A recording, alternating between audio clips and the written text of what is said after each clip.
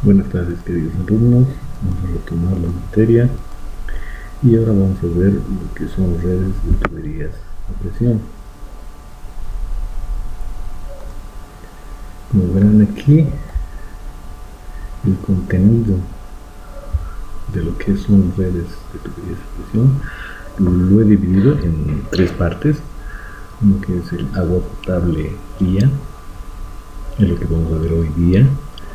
Algunos conceptos: manómetro, presión, principios de energía, fenómenos extraños, pérdidas de presión, metodología de cálculo, diámetro de tuberías comerciales, ecuación de energía en tubería, ejemplo de cálculo 1, práctica de clase, sistemas de agua fría y ejemplo de cálculo 2. Esta parte lo vamos a dividir, ¿sí?, en un segundo video. Después de este vamos a ver el ejercicio y después vamos a entrar a lo que es el sistemas de agua fría con tu ejemplo, ¿sí?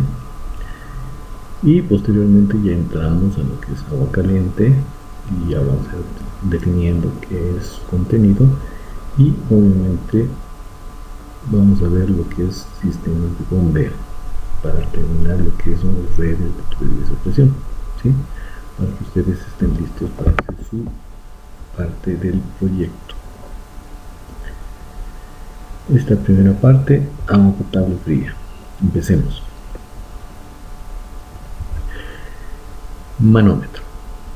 Este aparatito que le estamos viendo aquí,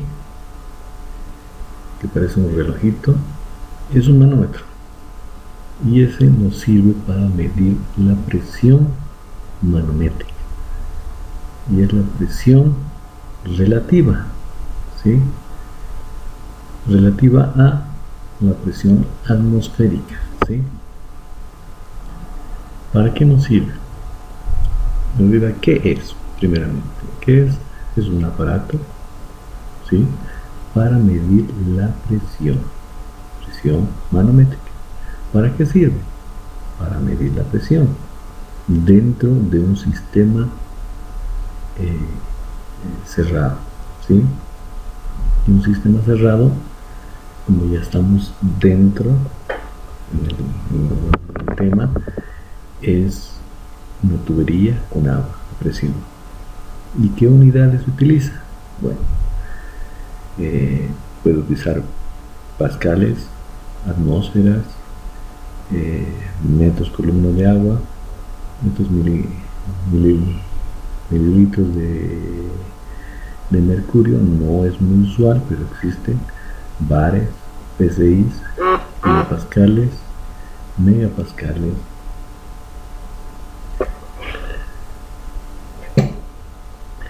Y bueno, aquí tenemos una tablita en la que tenemos el tipo de conversión de cada una de las unidades, ¿no?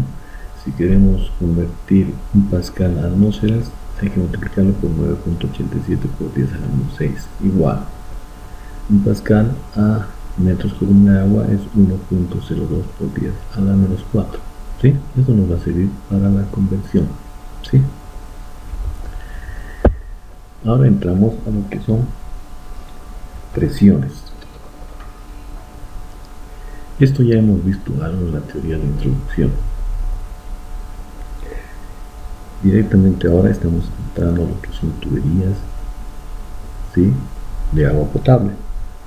Y en tuberías tenemos la presión estática, que es medida en la red pública, ¿sí?, con posiblemente ausencia de agua, de flujo, ¿sí?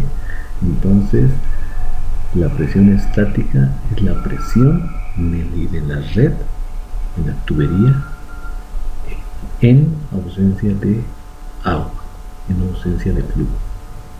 Y nos fijamos aquí, presión dinámica. La presión dinámica es la presión medida en la red de agua potable en presencia de flujo o cuando hay consumo de agua. Presión disponible es la presión medida en la red de agua conexión directa a nuestro domicilio, ¿sí? Y la presión de servicio es la presión mínima requerida para que pueda ser alimentado algún artefacto, ¿sí? Estos son los 4 conceptos. Ahora tenemos esta tablita que también está en el texto que les he pasado en el Google Classroom. Está dividido en artefactos, ¿sí?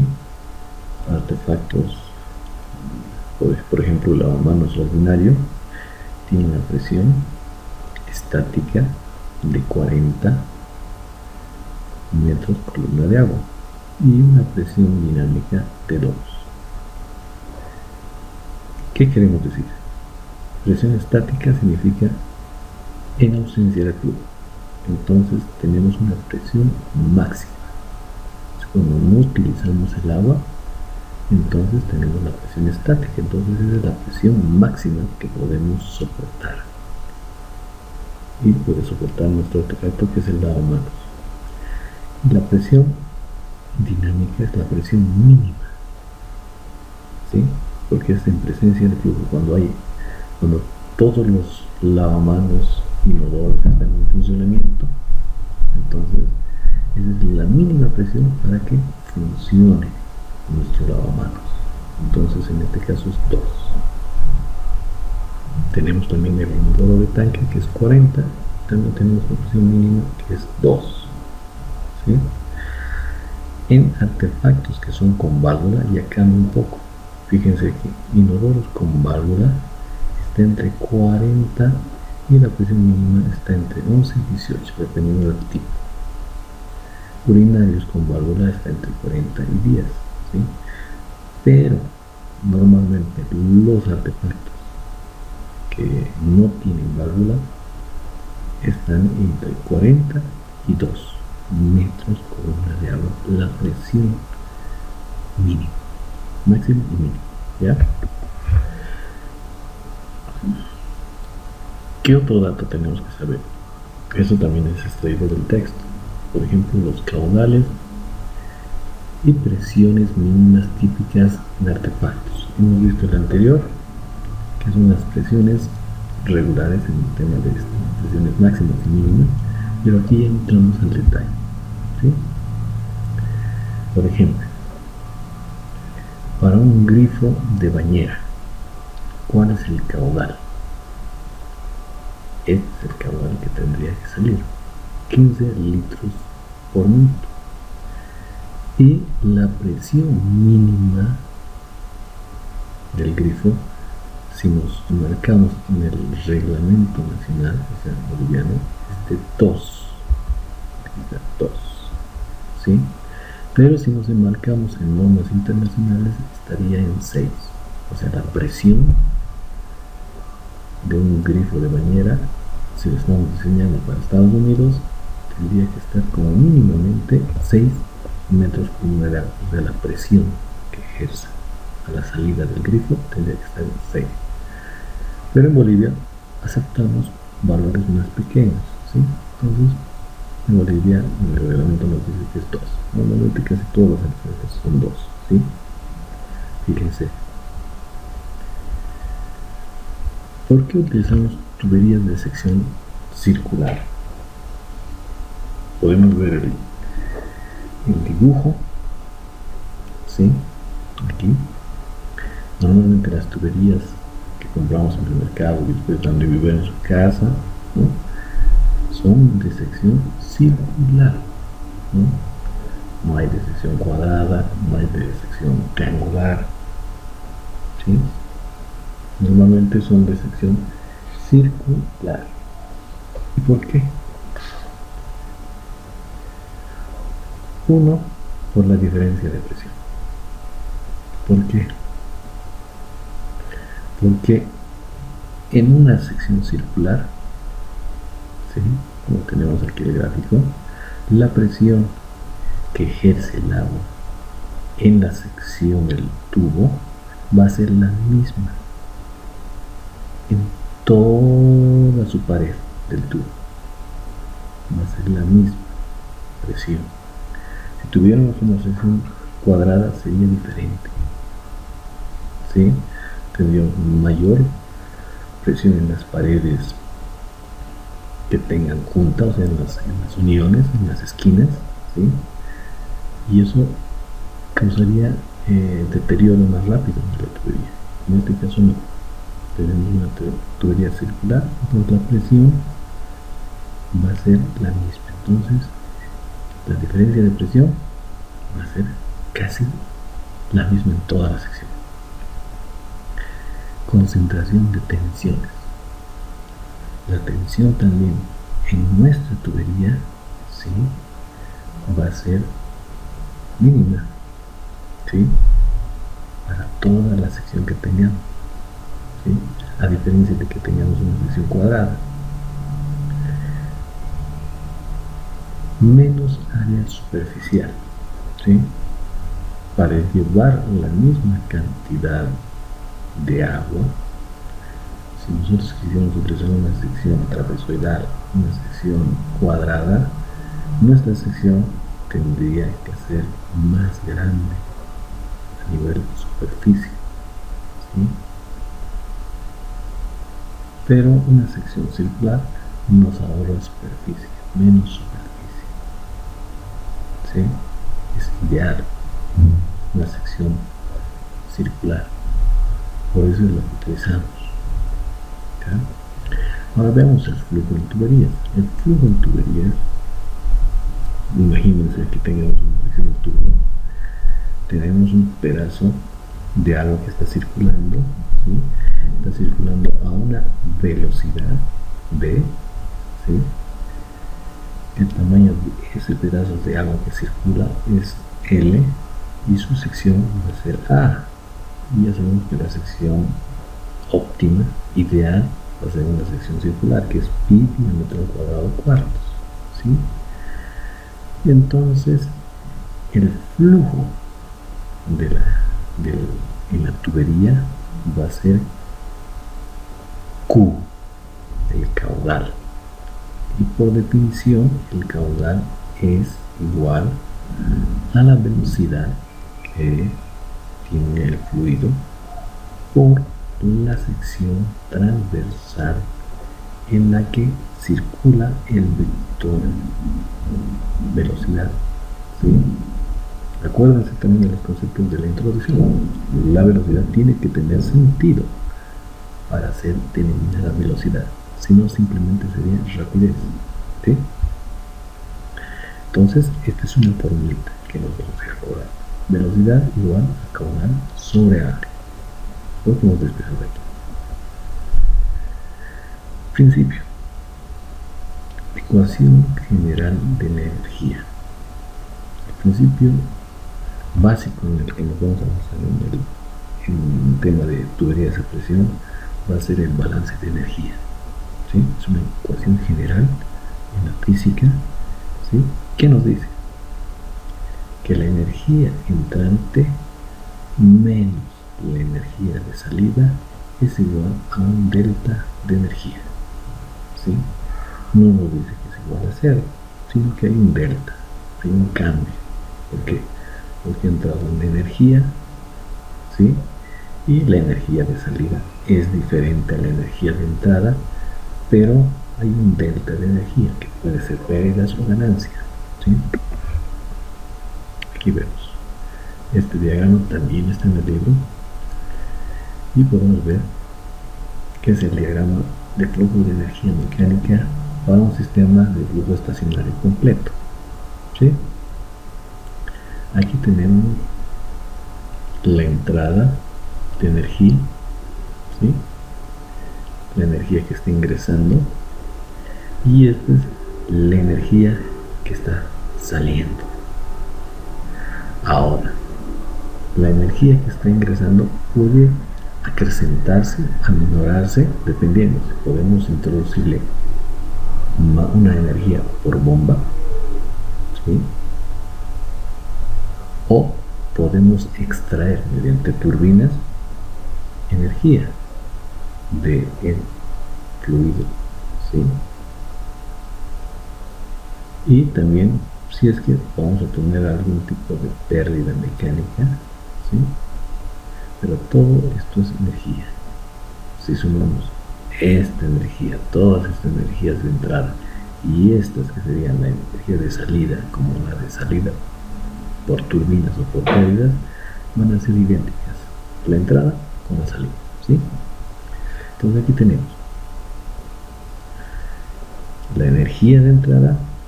Esta es la fórmula general, ¿sí? Nosotros de esta fórmula vamos a partir, ¿sí? Para el diseño de tuberías a presión. Tenemos la energía de entrada, que en esta primera parte son los primeros tres términos, son directamente relacionados al flujo. Podemos introducir energía mediante una energía de bomba, que eso lo vamos a ver después de lo que es el diseño de agua caliente. Y esto va a ser igual a la energía de salida, ¿sí? Que también son estos tres primeros términos, más una posible energía en turbina, que eso no lo vamos a ver porque no es tema de la materia, más unas pérdidas H. Esto sí lo vamos a ver, ¿sí? Entonces, en resumen, para nosotros la energía entrante van a ser estos tres primeros términos, ¿sí? Menos la energía de salida, que van a ser estos tres primeros términos, y igual a un delta de energía, ¿sí? A una pérdida, que sería H, la pérdida. ¿Y por qué se pierde? Ya vamos a entrar. La pérdida de energía tiene que ver mucho con el tipo de flujo, ¿sí? Este es un flujo ideal, un flujo laminar. En tuberías, en canales, en la vida real, en un río, se presenta un flujo laminar. Puede presentarse, eso es, ¿no? Es ideal, donde las líneas de flujo, o sea, las pequeñas partículas del agua, sigan una línea recta, ¿sí? Eso es ideal, ¿sí? Lo real, lo común que aparece es que el flujo sea así, medio caótico, empiezan a generar pequeños remolinos, pequeños movimientos, ¿sí? Y ese se llama el flujo turbulento. Ustedes abran su grifo, ¿sí? Y van a poder ver que lo que sale, normalmente salen con burbujas, empiezan a salir de diferente manera, ¿no? Entonces es un flujo caótico, un flujo turbulento. Y tiene que ver mucho, ¿sí?, con la determinación en esta fórmula, ¿sí? ¿Cómo sabemos en qué flujo estamos? Entonces, para saber, tenemos que utilizar esta fórmula, que es la fórmula para determinar el número de Reynolds, RE, Reynolds, que es igual al diámetro por la velocidad entre la viscosidad, ¿sí? Entonces ya volvemos a un concepto de la introducción. ¿Qué es viscosidad? Viscosidad es la resistencia del fluido o del agua a moverse, a fluir, ¿sí? Ese es el concepto de viscosidad. Entonces, si un flujo se resiste, ¿sí?, entonces va a ser más turbulento, ¿sí? Si no se resiste mucho, entonces va a ser laminar, ¿ya? Entonces utilizamos esta ecuación para determinar el tipo de flujo, y obviamente aquí ya vamos a ver que esta ecuación la vamos a utilizar también para la determinación del diámetro y de las pérdidas en tuberías, ¿sí? Ahora aquí hay una tablita.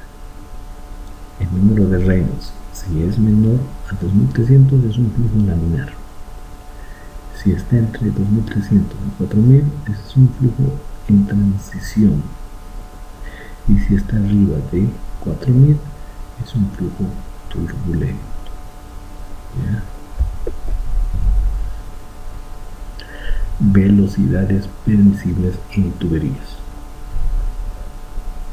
Como verán, el dibujo puede salir un chorro muy fuerte, ¿sí? y está saliendo velozmente el agua. ¿Sí?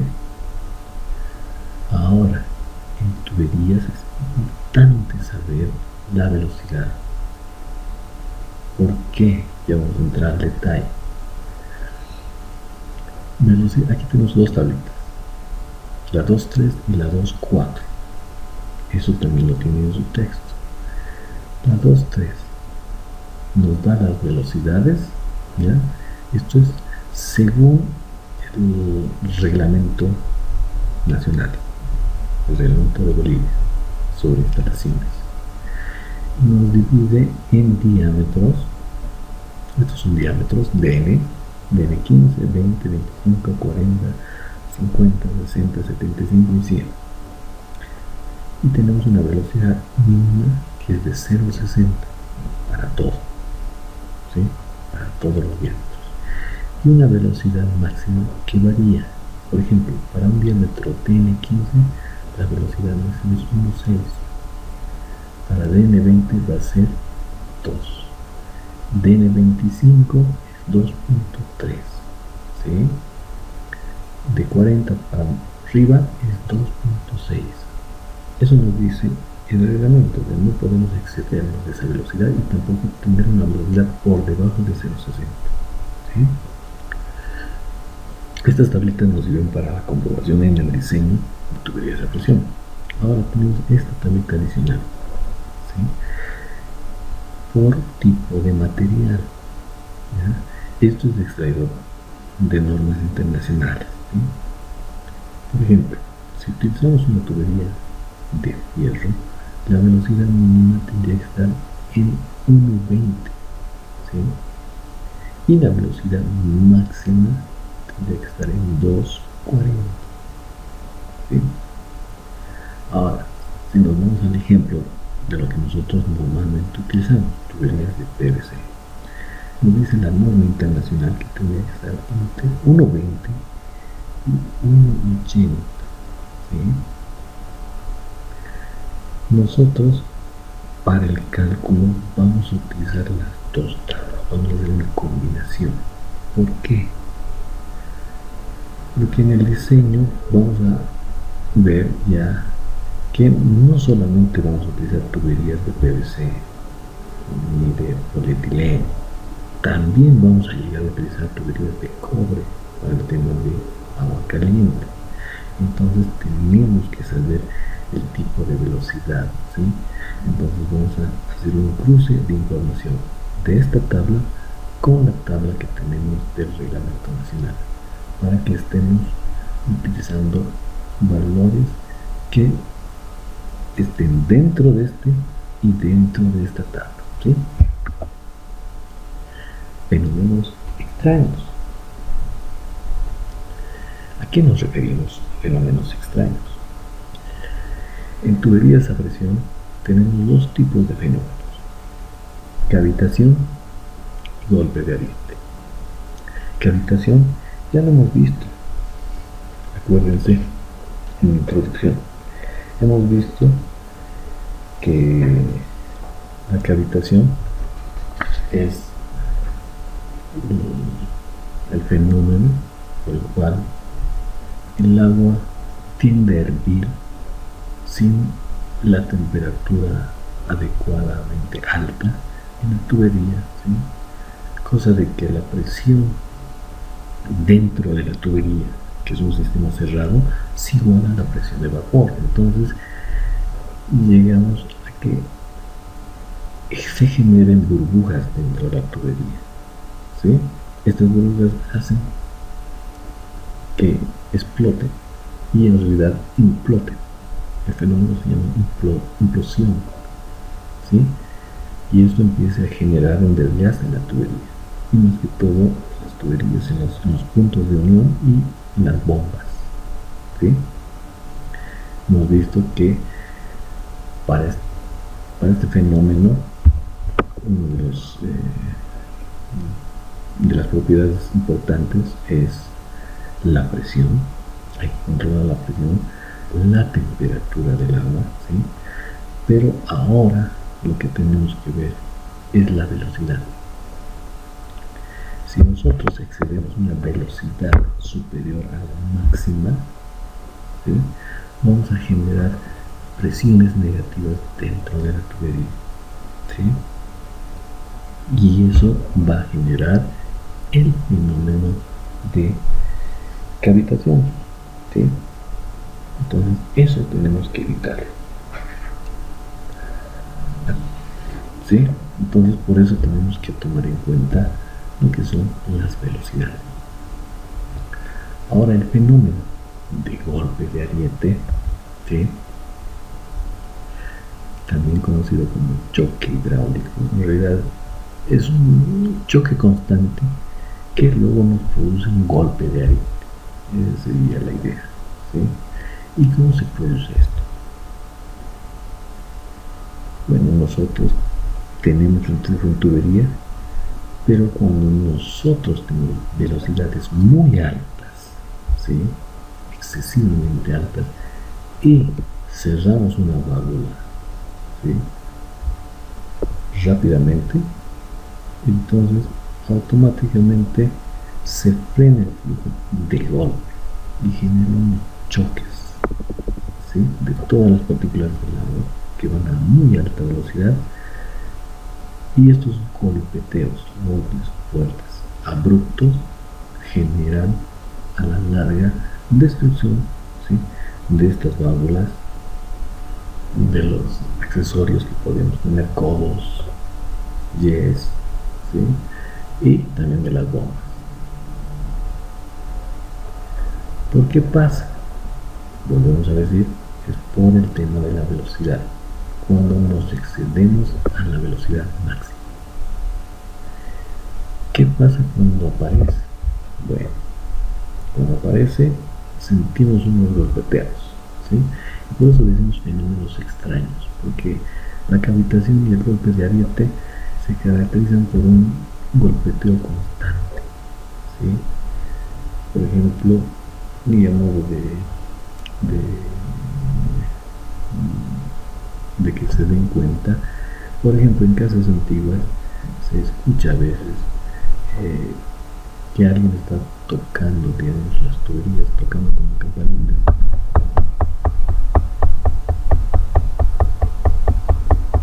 Y ese golpeteo a veces es en horarios nocturnos, ¿no? Y entonces uno piensa que puede ser un fantasma, pero no es, ¿sí? No existen los fantasmas. Lo que es este golpeteo constante. ¿Por qué? Porque no se controla la velocidad, y entonces en esa casa las tuberías pueden ser tablas de metal, entonces un poco agrandan el sonido, ¿sí? Entonces seguimos escuchando ese golpeteo y pensamos, no, está mal esto, ¿sí? Pero no es así, simplemente es este fenómeno que yo lo llamo extraño, que es la cavitación o el golpe de ariete, ¿sí? Entonces volvemos. ¿La velocidad es importante? Sí, la velocidad es importante. Tenemos que estar en este rango de velocidades. ¿Para qué? Para no tener problemas. El tema del golpeteo no nos interesa tanto, sino es el tema de la destrucción, del desgaste que ocurre dentro de la tubería, de los accesorios, de las bombas, en nuestra vivienda, en nuestro edificio, ¿sí? Eso tenemos que tomar en cuenta, ¿sí? Entonces, para el diseño, nosotros vamos a ver esto de las velocidades para la comprobación, ¿sí?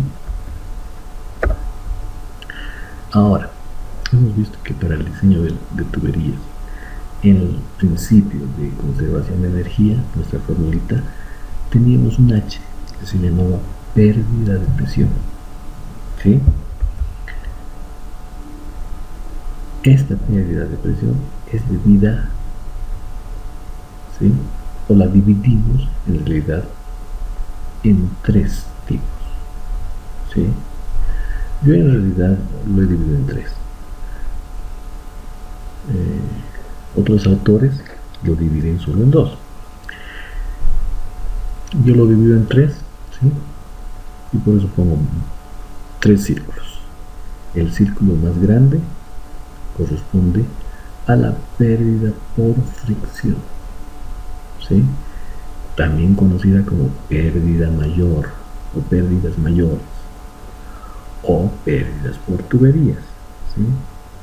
Entonces, la mayor cantidad de pérdida que ocurre, pérdida de presión, es debida a la fricción que tiene el fluido, el agua, con la tubería, ¿sí? La otra pérdida yo le pongo un círculo un poco más pequeño y esas son las pérdidas locales, también conocidas como pérdidas menores o pérdidas por accesorios. Y estas pérdidas son debidas a los cambios de dirección, ¿sí? O cambios de diámetro en la tubería. Y esto ocurre debido a que tengamos una llave y la llave la hemos abierto mucho, muy poco o casi nada, ¿sí? O tengamos codos o tengamos yes, ¿sí? Eso hace que el flujo aminore su presión, ¿ya? Ahora otro tipo de pérdida, ¿sí?, que yo la clasifico como una tercera, son las pérdidas especiales, ¿ya? Y esas pérdidas, bueno, son debidas a ¿qué? A los medidores de agua o hidrómetros. Y la otra pérdida especial es por los calefones, debido a los calefones, ¿sí? Estos son los tres tipos de pérdidas, ¿sí? Si sumamos los tres, nos dan ese H que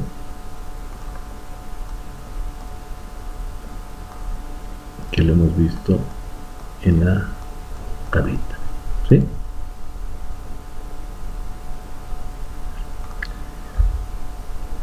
¿De qué depende la pérdida de fricción? Volvemos.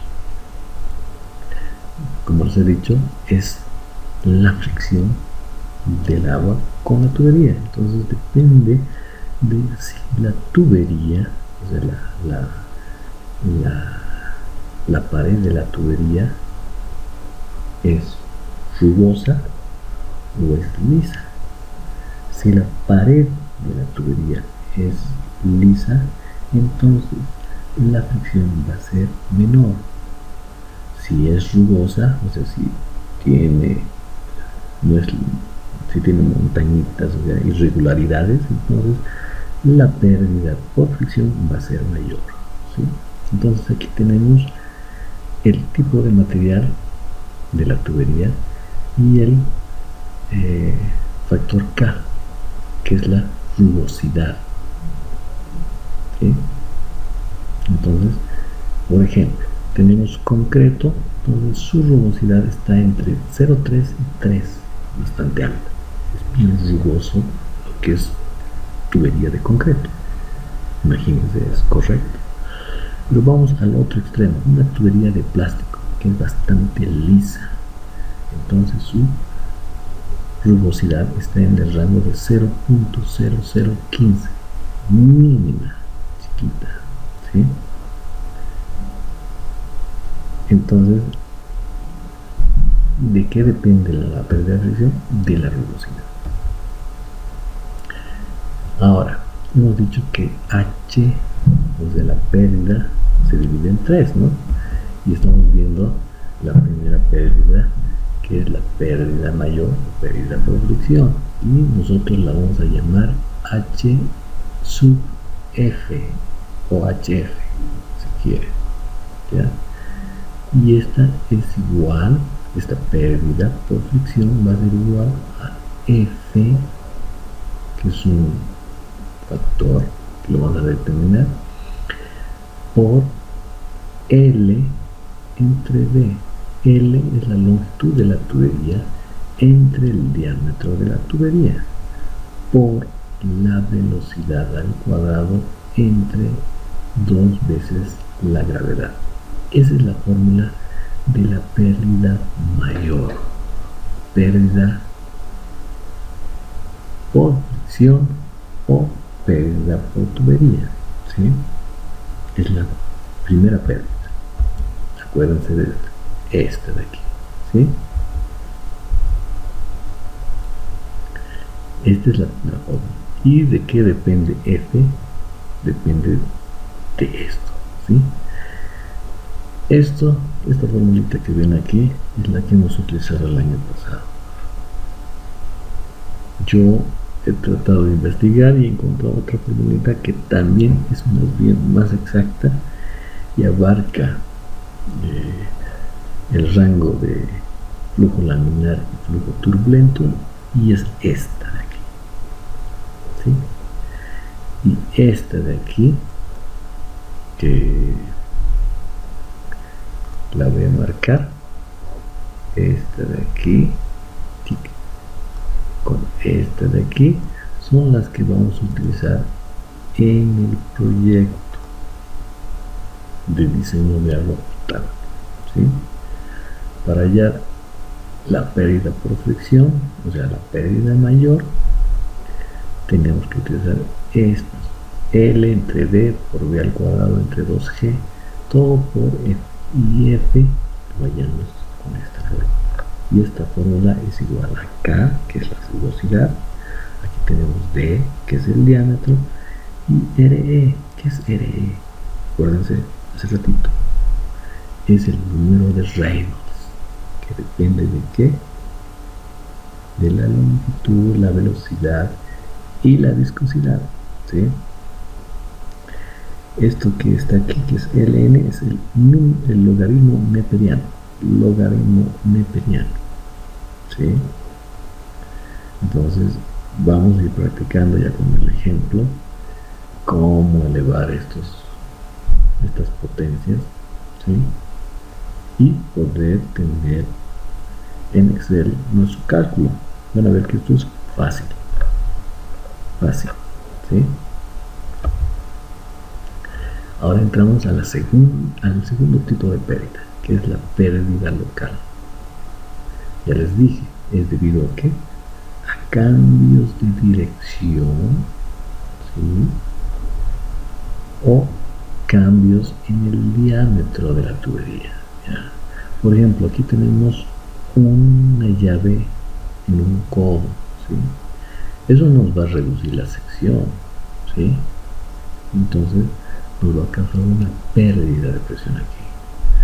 El hecho de que tengamos un codo también nos genera una pérdida. Aquí tenemos un tubo recto, ¿sí? Pero tenemos una llave.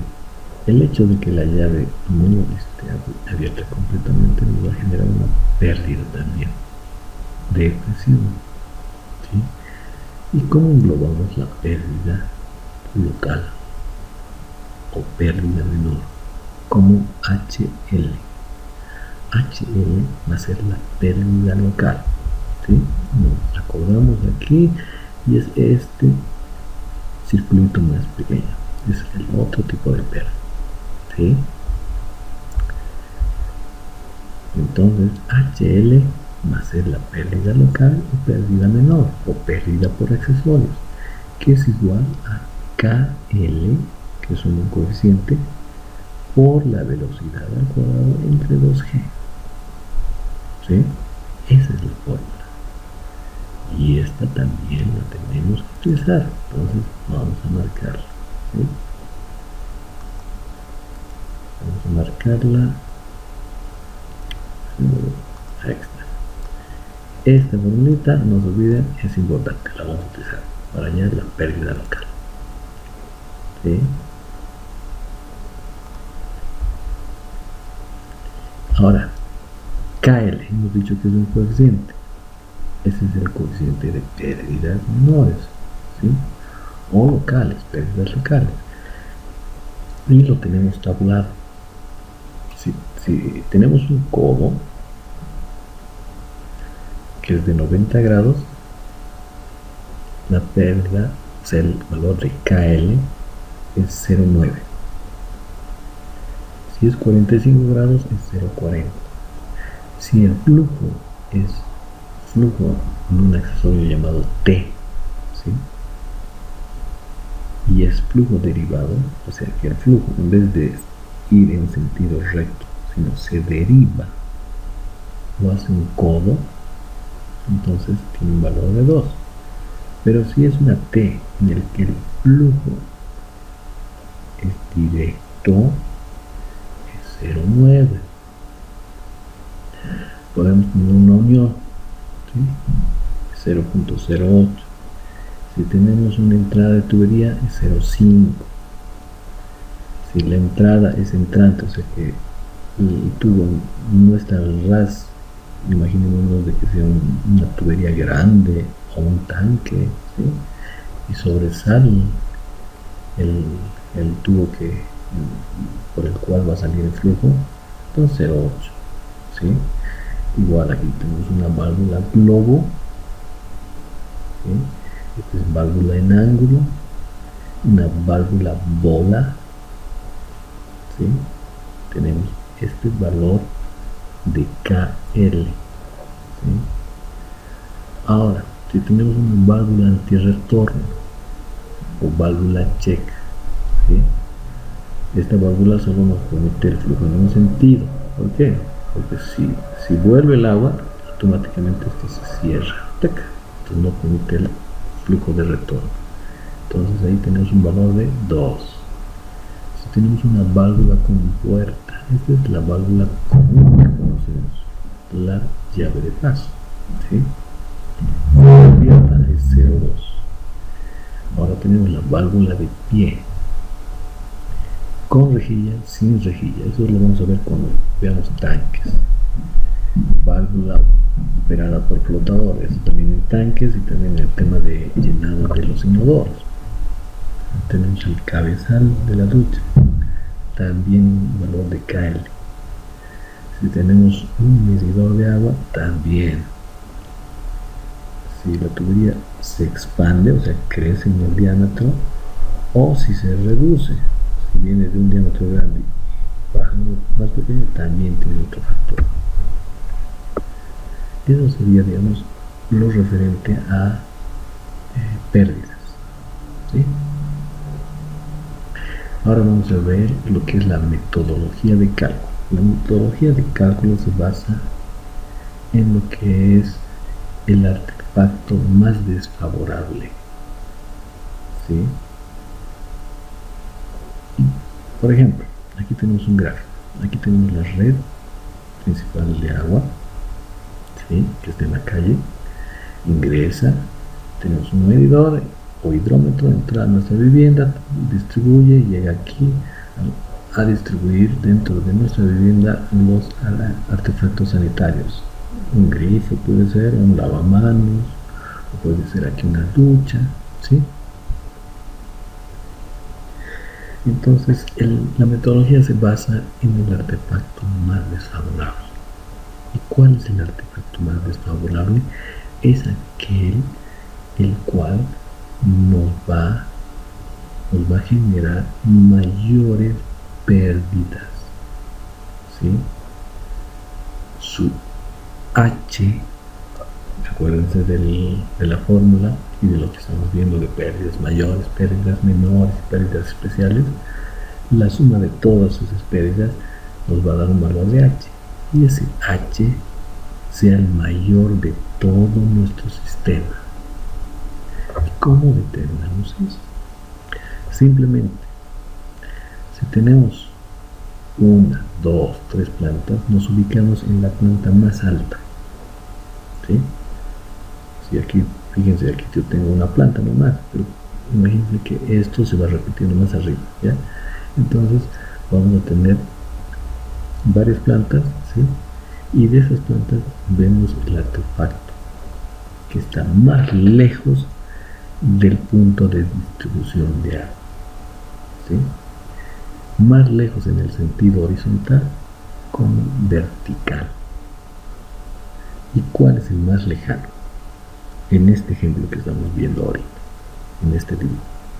El más lejano aparentemente sería este grifo, ¿sí? Pues no, no es ese. ¿Por qué? Porque el grifo tiene la distancia horizontal más lejana, ¿sí?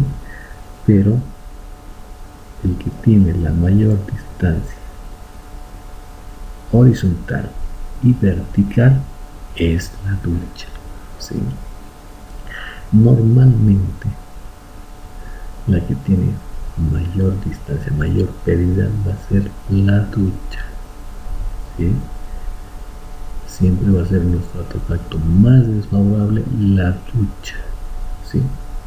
A menos de que tengamos un piso más arriba y no tengamos ningún baño con ducha. Entonces ahí ya vamos a tener que ver si es un grifo o es un lavaplatos, ¿sí? En este caso, normalmente si está en la misma planta va a ser la ducha, ¿sí? Entonces, ¿qué hacemos? Nos imponemos, ¿sí?, la pérdida de presión que requiere este artefacto.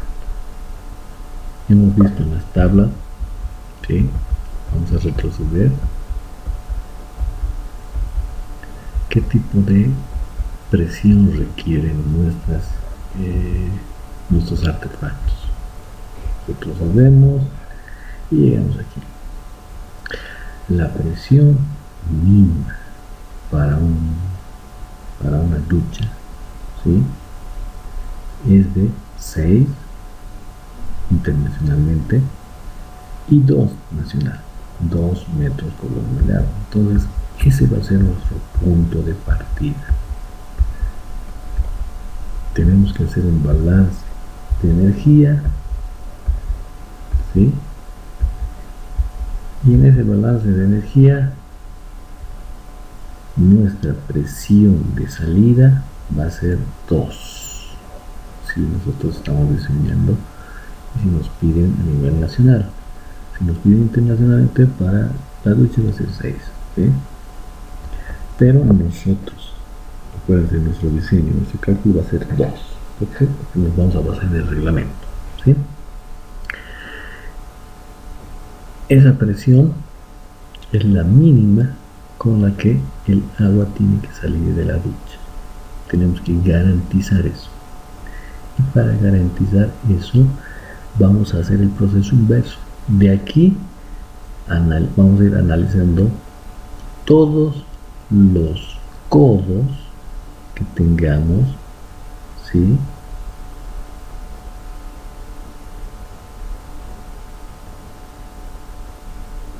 hasta nuestro medidor, ¿sí? Vamos a medir la distancia horizontal como vertical hasta el medidor y también todos los accesorios. Cuando midamos la longitud, vamos a ver, y eso lo vamos a hacer en AutoCAD, vamos a medir aquí esta distancia, cuánto es esta distancia vertical, horizontal, vertical, horizontal, vamos a medir en AutoCAD, ¿sí? Y eso nos va a dar las pérdidas por fricción. Después, el tipo de accesorios, o sea, codo, yes, por ejemplo, aquí hay una T que está derivándose aquí, ¿sí? Aquí vamos a tener otra T, aquí un codo, aquí vamos a tener una llave, ¿sí? Y aquí vamos a tener un hidrómetro, ¿sí? Todos esos nos van a servir para la determinación de pérdidas locales o pérdidas por accesorios, ¿sí? Y después vamos a entrar a lo que son pérdidas especiales, ¿sí? Si tenemos aquí un calentador y aquí tenemos un hidrómetro, entonces nos van a dar pérdidas especiales, ¿sí? Entonces vamos a llegar a esto y una vez que determinemos nuestra presión requerida para obtener una presión mínima aquí, porque acuérdense, el balance de energía es la energía entrante menos la energía saliente, ¿sí?, igual a las pérdidas. Entonces nosotros vamos a tener nuestra energía entrante y nuestra energía saliente. La saliente ya vamos a tener, porque vamos a tener la presión de salida, ¿sí? Y después con las pérdidas vamos a tener el H. Entonces con eso lo que vamos a determinar es la energía entrante, o sea, la presión de ingreso. ¿Sí? Entonces aquí lo vamos a anotar para que un poquito nos demos cuenta que la energía entrante va a ser igual a nuestro H, ¿sí? Más nuestra energía saliente, ¿sí? Esta energía va a ser nuestra presión mínima, ¿ya? Entonces la presión mínima ya la vamos a tener aquí, y H va a ser la suma de las pérdidas por fricción, pérdidas locales y pérdidas especiales. Entonces ya H vamos a tener, y vamos a obtener aquí lo que es la energía entrante, o sea, la presión de ingreso. Y con eso vamos a dimensionar nuestras tuberías, ¿sí? Entonces vamos a obtener el diámetro correspondiente de cada uno de los sectores donde estamos entrando a diseñar, ¿sí? Y también vamos a determinar los caudales. Y lo que vamos a hacer es una verificación con la ecuación de continuidad de ¿qué? De las velocidades. Acuérdense, vamos a verificar la velocidad mínima y la velocidad máxima. ¿Para qué? Para no tener fenómenos extraños, ¿sí? En el caso de que nos excedamos de velocidad, vamos a tener velocidades erosivas que van a deteriorar nuestra tubería. En el caso de tener velocidades mínimas, vamos a tener velocidades que van a crear sedimentación en el tubo, ¿ya? El agua no es completamente tan limpia en el tema de sedimentos, puede arrastrar. Hemos visto el tema de corrosión, ¿sí? Entonces puede arrastrar algún tipo de material, ¿sí? Y si tiene una velocidad muy pequeña, va a hacer que se vaya acumulando en el tubo. Entonces tenemos que evitar eso. Tenemos que evitar estar en la velocidad mínima y también sobrepasar la velocidad máxima. Tenemos que estar en un rango intermedio. Entonces vamos a comprobar eso, y cuando comprobemos vamos a ver que si los diámetros que hemos adoptado están bien o están mal, cambiamos, ¿sí? Pero en base a este balance de energía. ¿Qué método utilizamos para el cálculo? ¿Sí? Porque, como verán, tenemos que saber caudales, ¿sí? Por ejemplo, en el ejemplo que estamos viendo un poco en la metodología, una ducha privada, ocupación privada, ¿sí? Va a tener una unidad de gasto solo para agua fría de 1, para caliente 1. Pero si nosotros no sabemos o no tenemos agua ni caliente ni fría y solo está definido que es tubería para una ducha, entonces es 1,40, ¿ya? Entonces el método se basa en designar unidades de gasto a cada uno de los artefactos, ¿sí?, que vamos a ir utilizando. Por ejemplo, bañera va a tener también estas unidades de gasto, lavamanos van a tener estos, ¿sí? Y esta tabla es bien completa, como verán.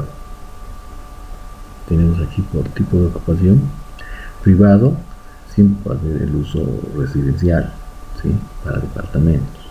Y el público vamos a hacer para un baño público, o vamos a ver el tema comercial, ¿sí? Entonces ahí vamos a ir escogiendo el tipo de artefacto, Y como vayamos clasificando, vamos a tener diferentes tipos de unidades de gasto. El método Hunter se basa en la relación que existe las unidades de gasto, ¿sí?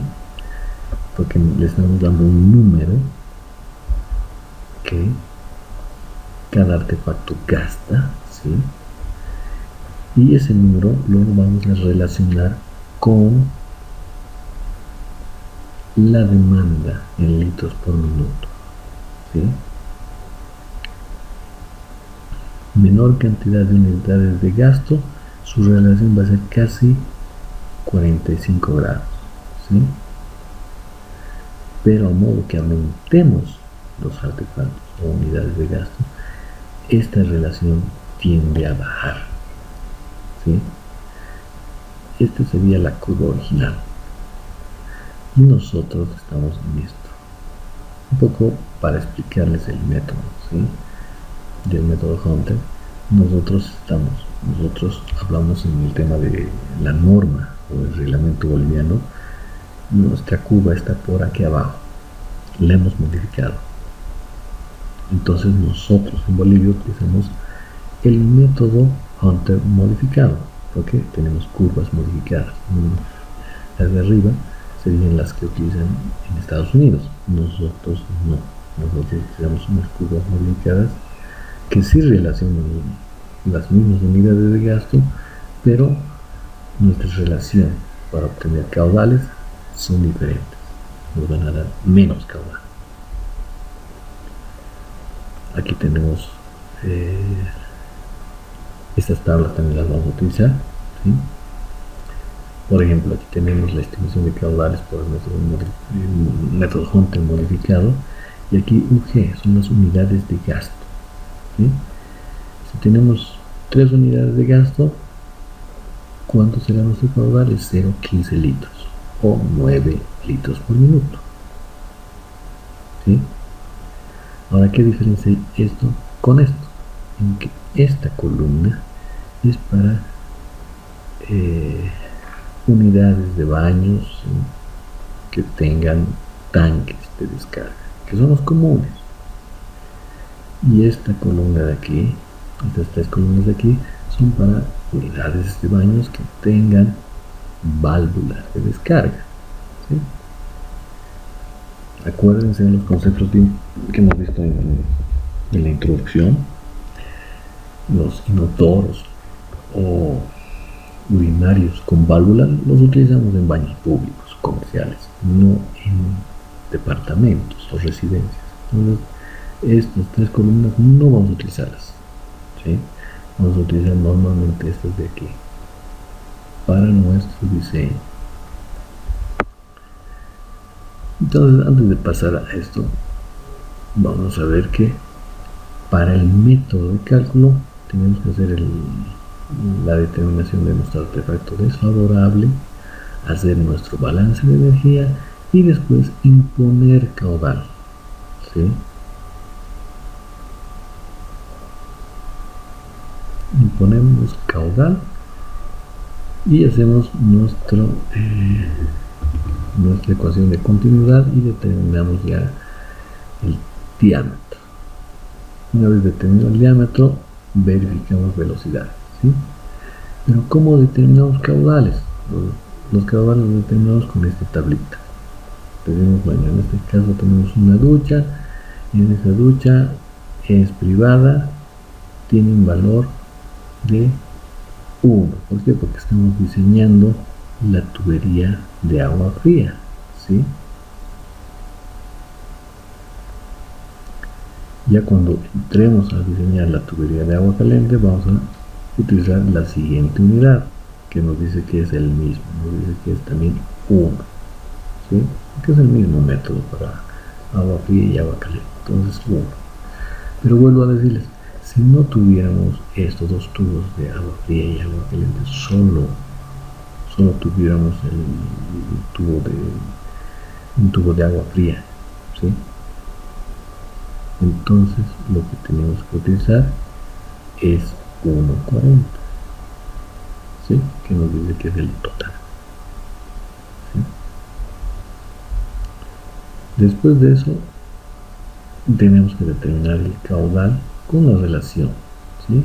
Entonces aquí directamente nos vamos y decimos, bueno, que nos dice que es 1, nos vamos aquí, dice que es 1 el gasto, entonces el caudal que va a salir de mi ducha es 0,15 o 9 litros por minuto. Entonces ya tengo ese dato, entonces ya puedo utilizar la ecuación de continuidad, ¿sí?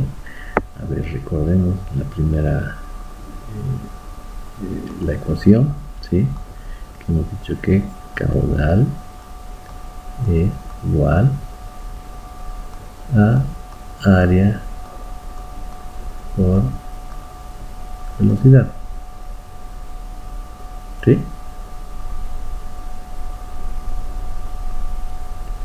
Entonces ahí tendríamos el valor para determinar área, y área hemos dicho que es pi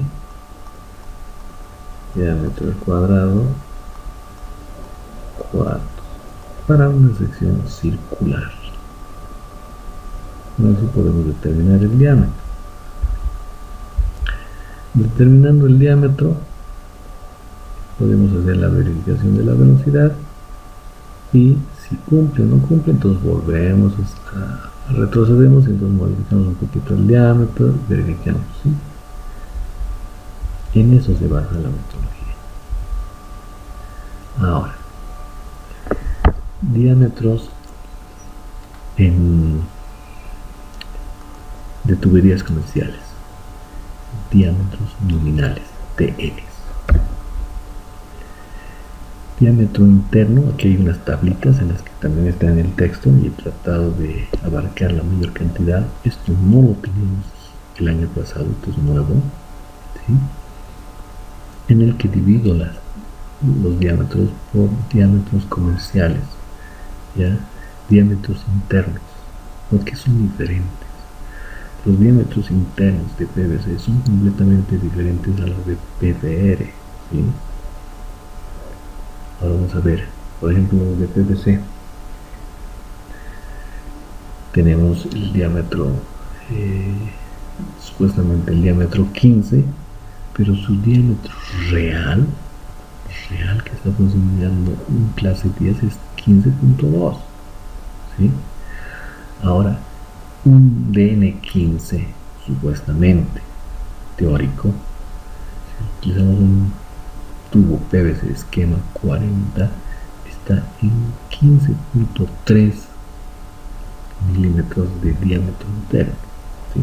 Este es el diámetro real que está haciendo uso del agua, ¿correcto? Lo mismo pasa aquí cuando utilizamos tubos de PPR, ¿sí? Estos son los comerciales.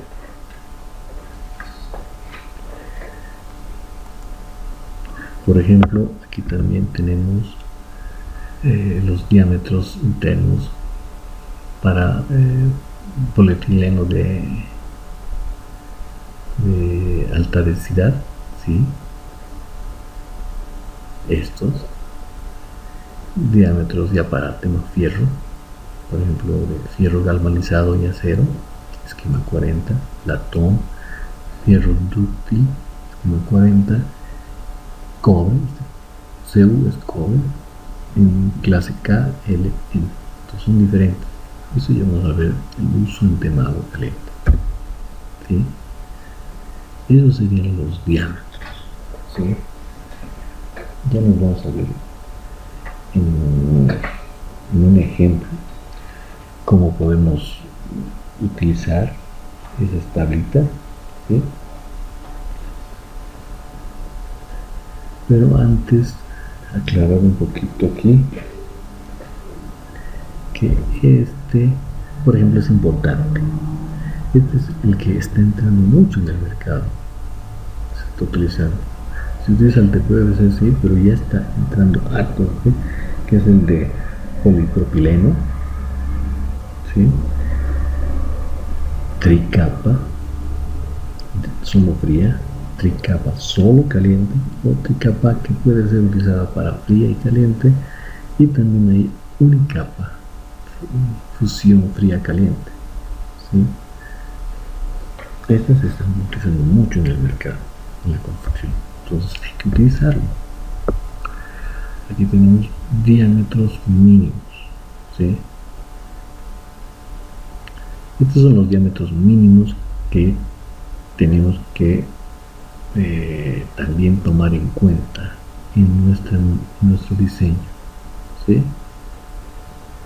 Normalmente aquí por ejemplo yo pongo en esta primera columna que dice IPC 2012, es según el reglamento internacional, ¿sí? Estos son los diámetros para el reglamento internacional, y esta segunda columna es para el reglamento nacional, el que vamos a utilizar, ¿sí? Normalmente para el reglamento nacional solo nos permiten un diámetro de N15 como mínimo, ¿ya? Exceptuando algunos, pero esos no los vamos a ver. ¿Por qué? Porque por ejemplo este es urinario de válvula, eso se va a utilizar en un baño público, ¿sí? O un inodoro de válvula también, pero fíjense, el resto es de N15, entonces el mínimo, acuérdense, va a ser de N15 o media pulgada, ¿sí? Ecuación de energía en tubería. Hallaremos las pérdidas del sistema, ya les he explicado, ¿sí? Aquí ya está la ecuación, ¿sí? Que ya la hemos visto, de energía entrante, salida con H, con pérdida, ¿sí? Esa la reducimos simplemente a esta ecuación, que es energía entrante, energía de salida con pérdida, ¿sí? Y después nosotros vamos a englobar que la energía entrante, que es esta, menos la energía saliente, que es esta, nos va a dar va a ser igual a H, y H, no se olviden que es la sumatoria de pérdidas por fricción más la sumatoria de pérdidas locales o por accesorios, ¿sí?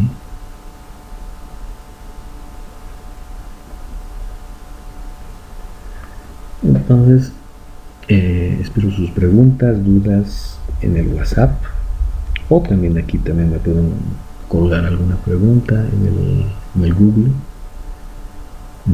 Classroom. Me cuelgan alguna pregunta, yo voy a estar dispuesto a contestarla, ¿sí? Si tienen alguna duda de lo que han visto, ¿sí? Pero ya entramos al mensaje, no se olviden que siempre hay un mensaje, ¿sí? Entonces entramos al mensaje relacionado también a lo que estamos viviendo ahora, ¿ya? Esto es extraído de un texto, de un libro muy bueno, ¿sí? Y que nos dice: cómo vivir, perseverar y encontrar contentamiento en tiempos difíciles. Coronavirus, lo que estamos viviendo. En una forma pensamos demasiado sobre la bomba atómica.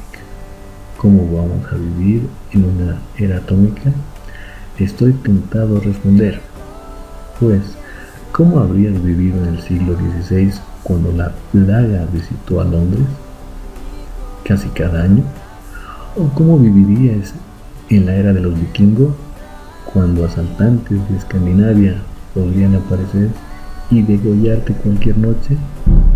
De hecho, ¿cómo ya estás viviendo en la era del cáncer, la era del sífilis, la era de la parálisis, la era de los ataques aéreos y la era de los accidentes automovilísticos? En otras palabras, no comencemos exagerando lo novedoso de nuestra situación. Créame, querido señor o señora, usted y todos los que usted ama ya estaban sentenciados a la muerte antes de que la bomba atómica fuera inventada. Este es el primer punto que debemos tener en mente. Y la primera acción que debemos tomar es recobrar la calma. Si todos vamos a ser destruidos por una bomba atómica, permitamos que esa bomba nos encuentre haciendo cosas sensibles y humanas.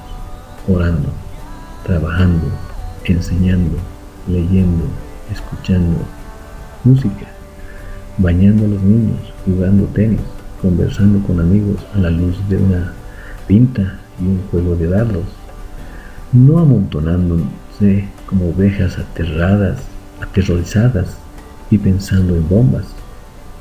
Ellas pueden destruir nuestro cuerpo. Hasta un microbio puede hacerlo, como hemos visto. Pero no tiene por qué dominar nuestra mente. C.S. Lewis, un excelente autor y un mensaje que trae este texto para que lo analicemos en estos momentos, ¿sí? Espero que les sirva también. Y bueno, lo que nos queda es hacer el ejemplo de cálculo. Y bueno, el ejemplo va a ser este, de un diseño pequeño, pero eso lo vamos a ver en la siguiente clase, ¿sí? Espero sus preguntas, dudas y avancen en las observaciones que les he dado del anteproyecto para que el siguiente no cometan lo mismo. Hagámoslo bien, ¿sí? Tenemos tiempo, avancemos, por favor. Gracias.